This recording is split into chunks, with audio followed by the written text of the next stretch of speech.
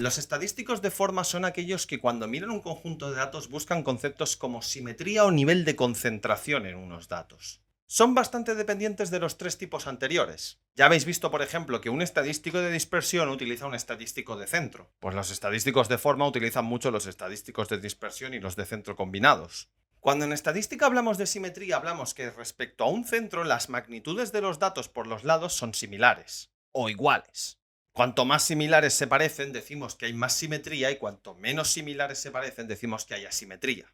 A ver, aquí nos empezamos a poner en campos complicados.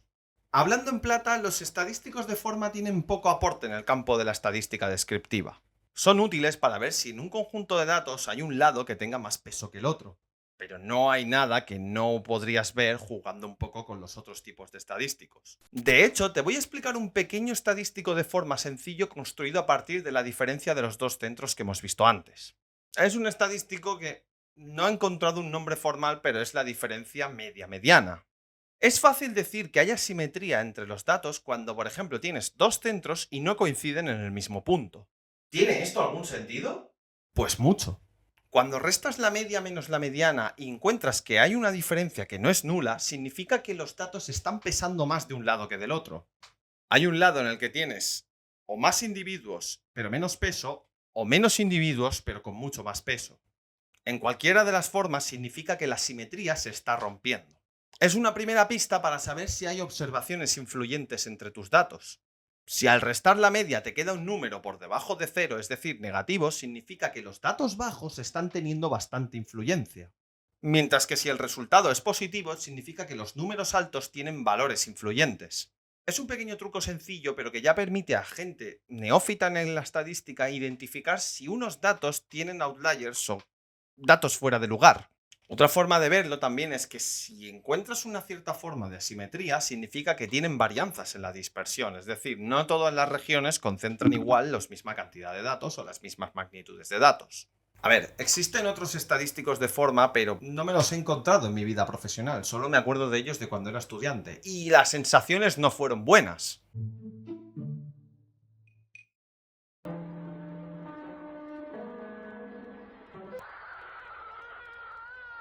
Lo que yo te digo, la mayoría no se utilizan en estadística descriptiva. Donde cobran fuerza todos los estadísticos de forma es en el campo de la estadística inferencial. Lo que hablábamos en el vídeo de la estadística de los easy, ¿no? De jugar a generalizar un conjunto de datos. A la hora de generalizar, se asume, por ejemplo, que los datos deben tener una simetría y muchas veces no la cumplen, por eso decimos que no se pueden generalizar. Es aquí donde cobran importancia vital los estadísticos de forma. Fuera de ello, insisto, para la estadística descriptiva, pues no tiene mucha relevancia salvo la diferencia media-mediana. Y con eso acabamos ya por fin el cuarto grupo de estadísticos.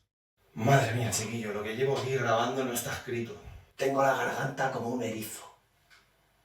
¡Epa! Quieto ahí, que me queda algo en el tintero todavía. ¿Qué es esto? ¿Una fiesta o un entierro? Algo que no suele ser muy común, pero que es igual de importante que casi todo lo que hemos visto hasta ahora. O quizá más. Hay unos pocos estadísticos que no sé cómo clasificarlos.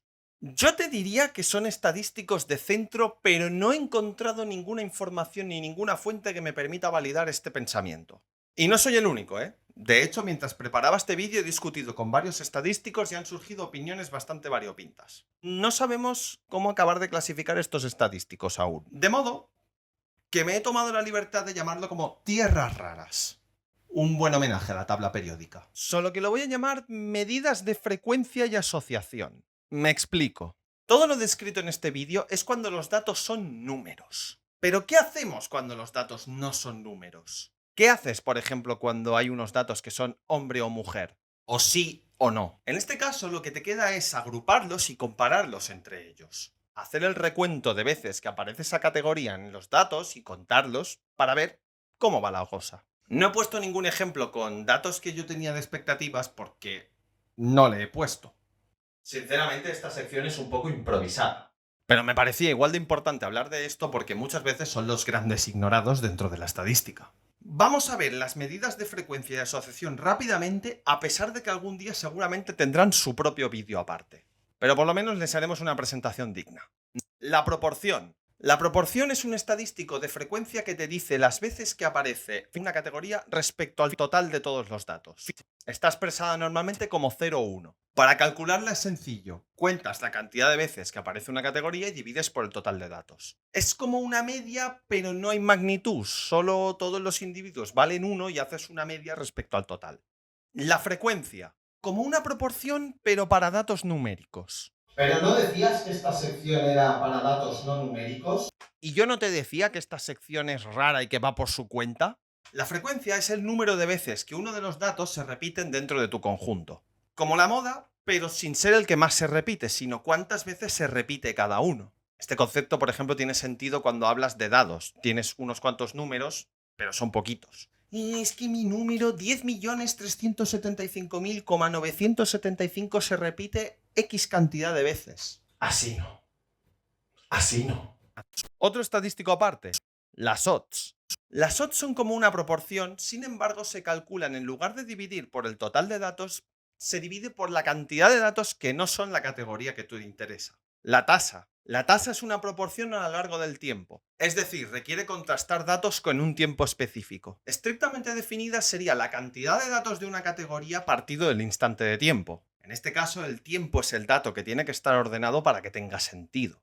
¿Recordáis aquello que se hablaba en 2020 de algo que a lo mejor si lo menciono en el canal me desmonetizarían? Unas tasas de una enfermedad que asumió el mundo. Muy rollo a lo 28 semanas después. Y por último en esta presentación de estadísticos raros, la prevalencia. La prevalencia es una proporción de datos que cumplen una condición en un instante específico de tiempo. Es decir, para el cálculo de la prevalencia, primero fijas un intervalo de tiempo y en ese tiempo cuentas la cantidad de casos que tuviste. Técnicamente no hay tiempo porque no es un tiempo cronológicamente ordenado, es un instante de tiempo, pero hay tiempo. A diferencia de la tasa, no es necesario que haya un tiempo definido. Bueno, técnicamente está definido por contexto. Es decir, tú fijas el tiempo y en ese tiempo cuentas la cantidad de datos que tuviste de una cierta categoría. Una analogía muy común es pensar la prevalencia como una foto del momento. Vamos a ver la cantidad de enfermos que hubo en un instante de tiempo en Barcelona en 2020, por ejemplo. Pues esa foto de la realidad de ese instante de tiempo, de ese mes concretamente, eso es una prevalencia. La diferencia entre tasa y prevalencia quiere decir que en la tasa solamente hay un seguimiento cronológico y en la prevalencia es un instante únicamente. Y ahora sí que sí, ya está.